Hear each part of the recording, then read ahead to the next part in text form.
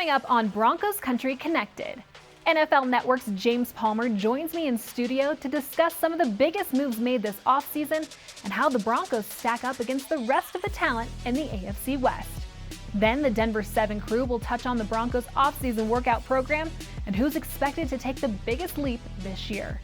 Finally, for the latest installment of Broncos Icons, Andrew Mason helps us relive John Elway's Hall of Fame career. Broncos Country Connected is next.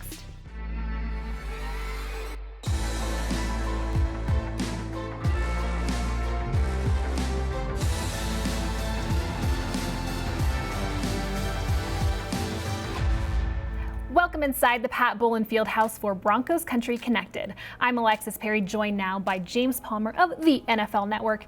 James, as someone who's tasked with covering this team from a national perspective, is it safe to say that your tune has changed quite a bit over the past couple of months when talking Broncos? Yeah, it has. And Alexis, going to all these pro days that I do throughout the offseason, it's kind of like people keep coming up to me going, more home games, James? More time in Denver, James? I'm like, yeah. And there's a different vibe with all of the scouts and personnel, actually, and the way they interact with teams. It's kind of funny the way that they're perceived and welcomed at some of these pro days when people are joking around going like, hey, man, you guys are back in it. And because that's the interesting aspect of it is like, it's just a better league when the biggest teams are relevant, right? That's the Cowboys, that's the Steelers, that's the 49ers, the Packers. The Broncos are in that group. So when the Broncos are relevant and winning games, everyone just assumes and feels that it's better for the league, and I think we're headed down that path. From trading Von Miller in season to the Rams to trading for Russell Wilson this offseason and, of course, hiring Nathaniel Hackett as the new head coach, it is safe to say General Manager George Paton is writing Broncos history as we speak. How would you grade his first year plus on the job? There's a couple things about George that I love and I think stand out really, really well. And I'll give him an A, honestly, because what he does is he does not care what is popular or unpopular in terms of the fan base, in terms of what other people may think. He is his own man and how he comes down with these decisions. And these decisions have been his. Let's make sure that's clear. He's very good at evaluating a room and getting everybody's opinion. But Von Miller's trade was his.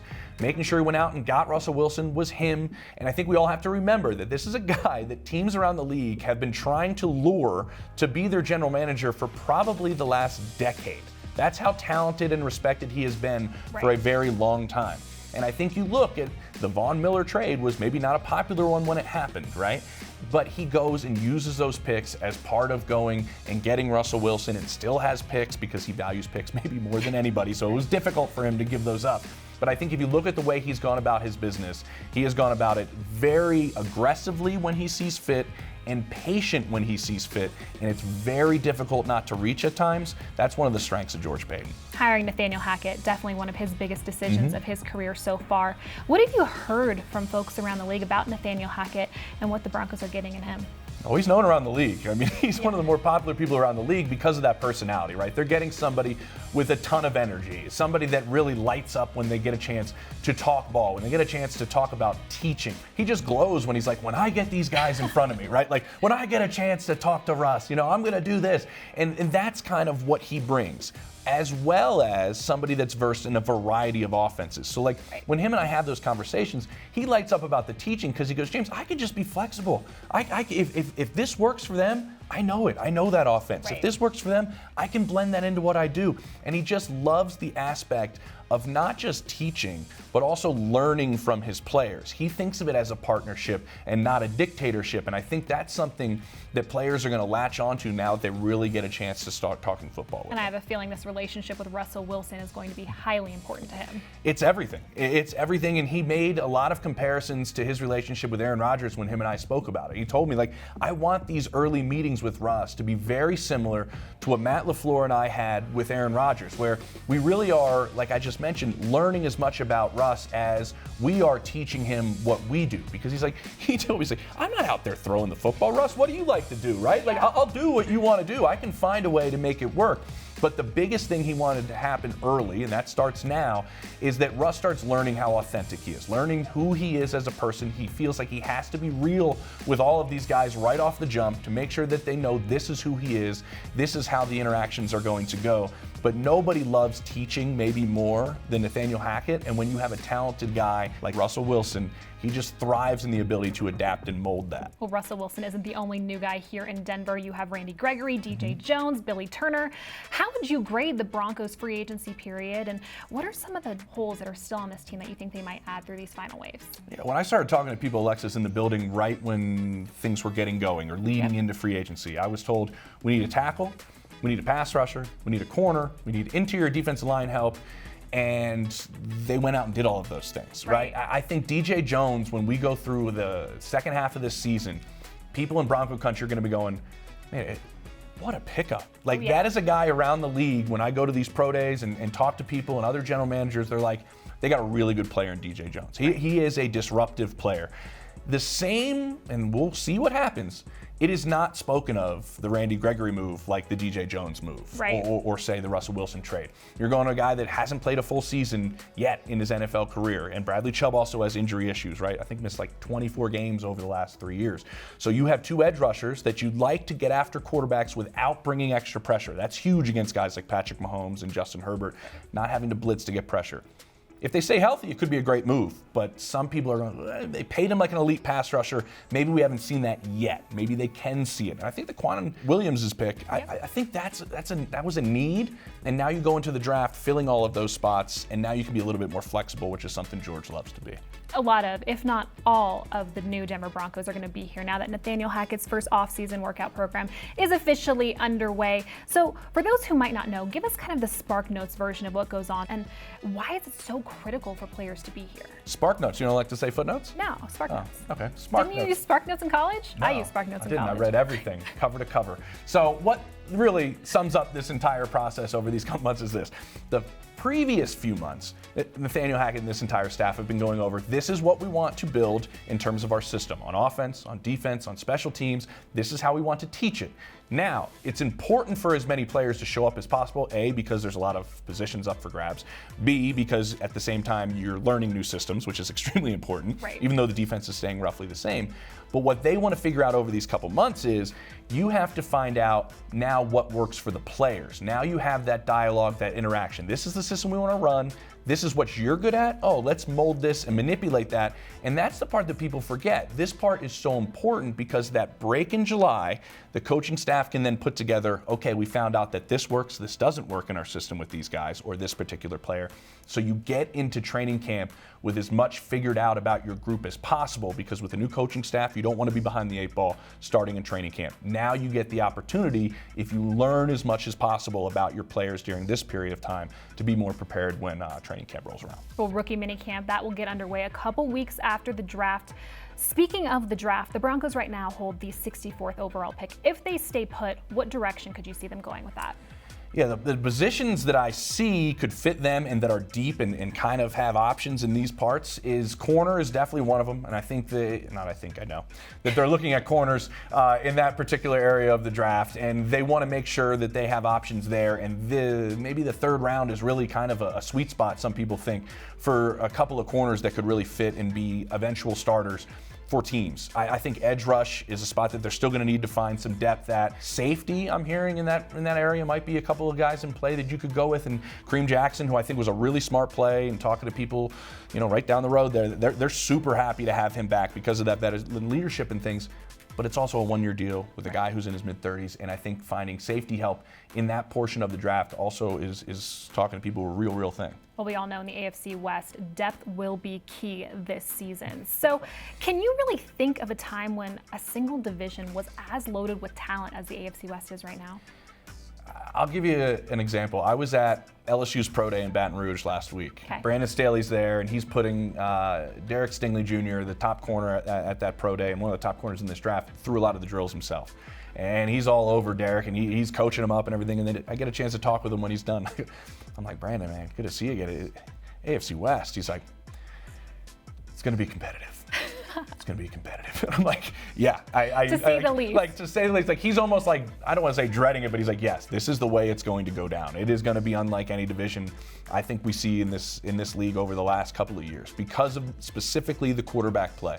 That is the biggest aspect, and that's why you saw all these teams go out and get guys that go after the quarterback. You have to get after guys like Patrick Mahomes and Justin Herbert and Russell Wilson without bringing extra pressure. You got to drop guys back. You can't bring 5 and 6. I mean, Pat is the best quarterback the NFL's ever seen against the blitz, and that's why you've seen the division go in the manner in which it's gone. I think it's going to be probably one that's going to be an absolute blast to cover. Hopefully I'm here in Denver much more because I think it's going to be where all eyeballs will be on the NFL this year. What's the key for the Broncos to finish the top of it?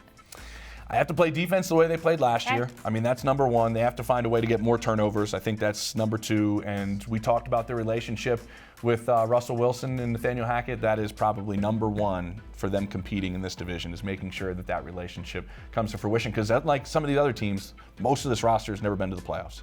I mean, Brandon McManus is the last guy remaining from the last playoff team for the Broncos. So yeah, that relationship is big. I know Justin Simmons is itching to get into the postseason for sure, and we'll be seeing you a lot more around the press box for sure. I'll be here. Well, still to come here on Broncos Country Connected, the Denver 7 crew shares what Russell Wilson's personal quarterback coach thinks about Denver's new signal caller. Don't go anywhere.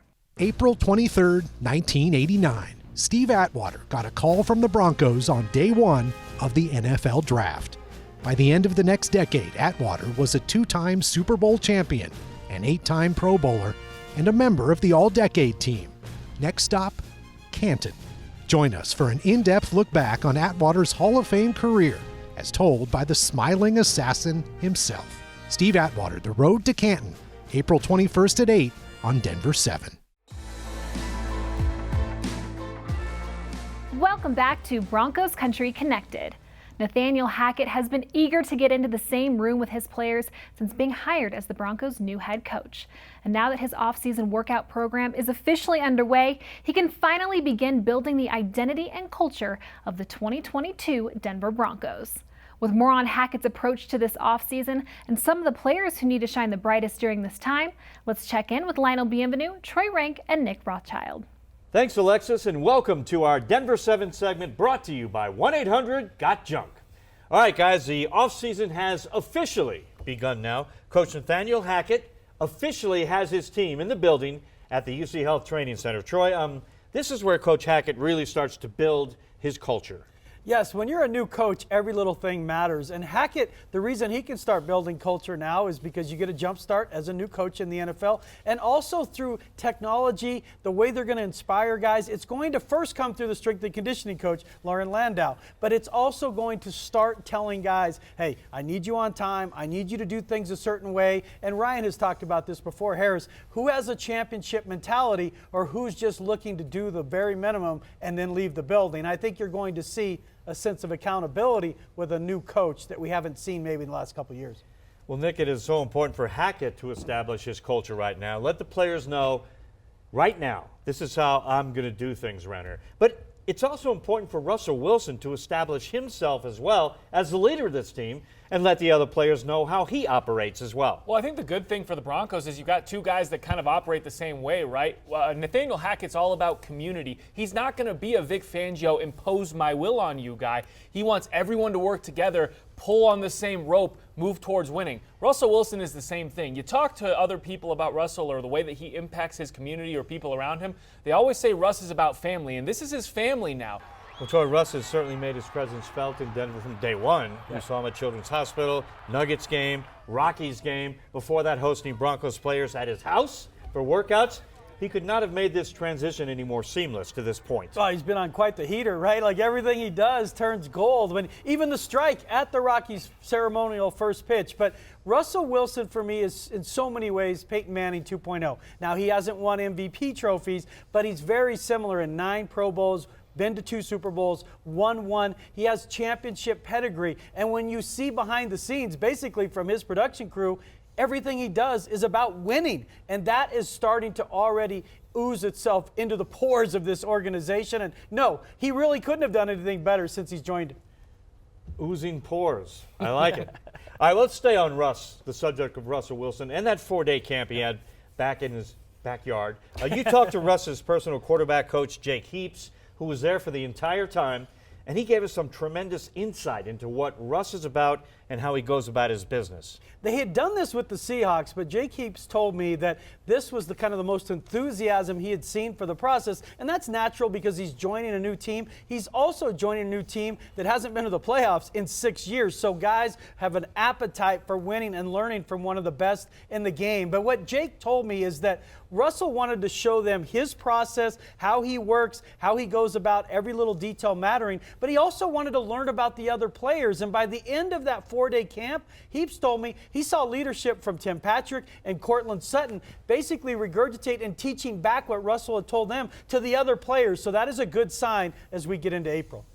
Well, Nick, gosh, everything sounds perfect, doesn't it? 9-time Pro Bowler, Super Bowl champion, Walter Payton Man of the Year. But no situation is perfect. Nothing is ever perfect. And as his Broncos career officially starts this week, Nick, what could be some of the obstacles that Russell might actually face as he takes over a new team? Well, weirdly enough, I think most of the obstacles are going to be on the field for Russell Wilson. We know his locker room presence kind of graded some people the wrong way depending on the personality in Seattle. That's not going to be an issue in Denver because he's got so many young guys, so many positive voices in that locker room. He's going to fit like a glove there, but he's going to have to continue to evolve his play as a quarterback. As he gets older, and he is the oldest quarterback in the AFC West, he has to continue to evolve his game. And I think that's the place where he'll need to fit in best and need to do the most work as he comes to the Broncos. Well, Troy, do you agree? I mean, there's got to be some veterans who are like kind of set in their ways and say, all right, Russell, come in here and prove it to us. We're not just going to bow down right now, right? But winning, as Nick said, performing at a Pro Bowl level on the field, that is what wins players over. Yes, I mean, it really is a results-oriented business at the NFL level, but I'm not sure who those veterans would be. With Von Miller gone, Brandon McManus is the last guy on the team that won Super Bowl 50, so there's not a lot of guys in there that previously had won. Now, they've added guys like DJ Jones, K'Wan Williams. They've added guys with playoff experience, but there's a few voices in there and want to see it, and Russell can be a little corny at times, but you know what? His process works. It's proven. As Nick said, he's going to have to evolve a little bit as he gets older, but the biggest challenge, frankly, is not going to be in his own locker room. It's going to be the AFC West. That's the issue, is their schedule's difficult and the AFC West is difficult, but Russell Wilson, he is going to fit in perfectly here. All right, guys, great work. Nick, Troy, thanks for the insight and info. That is it for now from Denver 7. Alexis, let's go back to you. Be sure to check out denverbroncos.com or the Broncos YouTube channel for daily coverage of the offseason workout program, including voluntary minicamp, rookie minicamp, and OTAs. Now coming up on the other side of the break, Andrew Mason helps us relive the legendary career of number 7, John Elway. Broncos Country Connected is presented by Carpet Mill Outlets. Bigger discounts, better selections. Things are heating up in Denver. And Empower Field at Mile High has the hottest entertainment all spring and summer long. Gear up for the Monster Jam and Supercross in April. Then kick off the concert season in May with Luke Combs, followed by the Red Hot Chili Peppers, Kenny Chesney, and The Weeknd. Also, the Denver Barbecue Fest returns in June. Tickets for all of these events on sale now at Ticketmaster.com.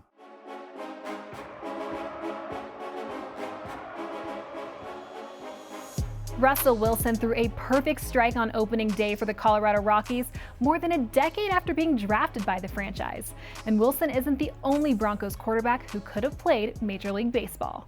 John Elway was drafted by the Kansas City Royals out of high school, then selected 52nd overall by the New York Yankees in the 1981 draft. Elway would eventually use his baseball talents, not on the diamond, but as leverage to request a trade from the Baltimore Colts. NFL historian Andrew Mason recounts how that request led the Broncos to 7 Super Bowl appearances and 3 World Championships. John Elway's arrival in Denver was more unique than really any other quarterback that came into their team, coming via trade. Of course, it was a trade that happened at the ownership level. A lot of trades usually happen between GM and GM. Edgar Kaiser dealt directly with Robert Irsay, the Colts owner, who, to put it kindly, not the most stable of people, and frankly was able to get a deal that was below market value, something of a discount for John Elway. The Broncos gave up a first-round pick, but they didn't sell the farm. It's truly a great thrill for me to be here. I'm going to go out and give 100%, and hopefully everything will turn out. What made John Elway revolutionary in terms of his skill set coming in was he was the complete package. He had an arm that was considered, if not the best, one of the 2 or 3 best that anybody had ever seen coming into the NFL. He had mobility, so he could do things when the play was breaking down. He had the mental side of it. John Elway, very smart person, went to Stanford, ran a pro-style offense there, so the thought was he's going to be able to function at a higher level earlier than maybe some other quarterbacks. He could do things athletically at the quarterback position that simply had not been seen to that point. Let's see what happens here as this one ticks down to its final moment. The drive was his defining moment. Obviously, it's a big game, AFC Championship, Super Bowl on the line. You're down by 7. You're in an incredibly hostile environment in every way. Of course, old Municipal Stadium in Cleveland, the mistake on the lake. You got flurries flying. It's cold. And then, on top of it, Broncos misplay the kickoff. They're back at their own 2-yard line to start the drive. So you have to go 98 yards. It's not like starting at the 20. First thing you got to do is get out from the shadow of the uprights. But John Elway's ability to make things happen when he's operating off script. You can feel like you've got him contained, and then he fires a pass across the field. And the other thing is the slow heartbeat. He had the athleticism, but if you have that and you don't have that poise under pressure, it doesn't matter. He was able to operate comfortably, and the thing you get when you watch that drive over and over is you can see that the noise from the Cleveland fans kind of drops just a little bit, little by little, as he marches the team further downfield, almost like the Cleveland fans knew John Elway was going to beat them. The snap to Elway, the look, the throw, touchdown, the Mark Jackson 98.5-yard drive. As John Elway got into year 11, year 12, his game evolved in part because you had more dynamic offenses in place. You know he has Hall of Fame talent, and he has the comebacks, but he doesn't have the Hall of Fame numbers. That changes when Jim Fossil, the late Jim Fossil, walks in as offensive coordinator back in 1993 and makes the offense more passing-oriented. It brings in more modern concepts at the time. Broncos upgrading free agency. And Elway had, statistically, his first career year in 1993, there in year 11. And then 2 years later, Mike Shanahan comes in as head coach. And Mike has different concepts than he had when he previously worked with the Broncos because he spent 3 years in San Francisco learning the Bill Walsh scheme, and then he incorporates that into what goes on in Denver. And of course, you get the supporting cast around John Elway. Elway didn't have to be a one-person offense anymore. He had first Anthony Miller, then Rod Smith to throw to. They bring in Ed McCaffrey. Shannon Sharp is already a great tight end, best tight end that the Broncos have ever had. And then, of course, Terrell Davis running behind the zone blocking scheme up front that Alex Gibbs so brilliantly coached. And it was the complete package. And then as that goes on, John Elway, he kind of slows down a little bit the last couple of years of his career, but there's so much around him that he's still able to flourish even there into year 15 and year 16, even as the injuries start accumulating. This one's for John.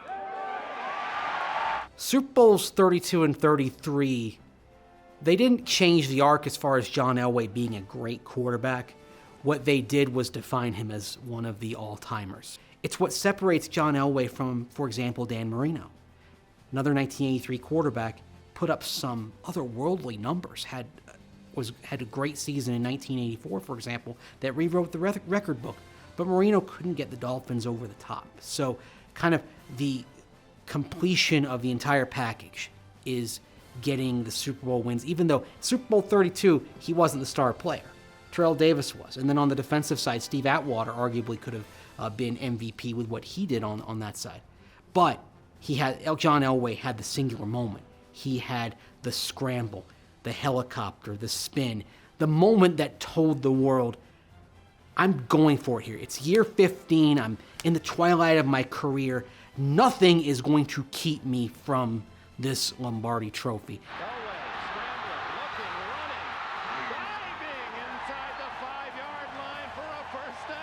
It's hard to win it once. It's darn near impossible to win it back-to-back. And to have one of the greatest games of his career in doing so in Super Bowl 33, there was no question that he was going to be the MVP of that game.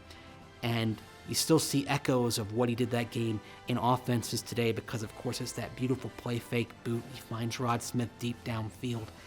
And I look at that moment as kind of not only defining Elway's legacy, the cherry on the sundae, but also kind of connecting him and what he did to what football has become here in 2022. This one's for Pat! John Elway's legacy in Denver is that he is the defining person in franchise history, and not to denigrate anybody else, but the importance of John Elway, the fact that he was the type of personality and the type of player that had not been seen before, that he was the most hyped prospect in Broncos history coming in, and he lived up to the hype, and then some. He exceeded what people thought he could be. And then, after a brilliant career, to eventually come back and be the general manager and win a Lombardi trophy as a general manager, to take the team from one of its lowest points, 4-12 when he walks in the door. And within a year, they've got Peyton Manning. They're on a run of 5 consecutive division titles.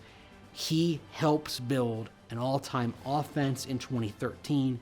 And then, after Super Bowl 48 loss, pivots and builds an all-time defense that ends up pushing the Broncos over the top. And the fact is, the Broncos have 3 Lombardis, and John Elway's fingerprints are all over them. A true legend indeed. Thanks, Mace. That will do it for this edition of Broncos Country Connected, but connect with us anytime by following @BroncosTV on Instagram and Twitter. We'll see you next week. Broncos Country Connected is brought to you by Ford Trucks. Built better, built stronger, built Ford tough.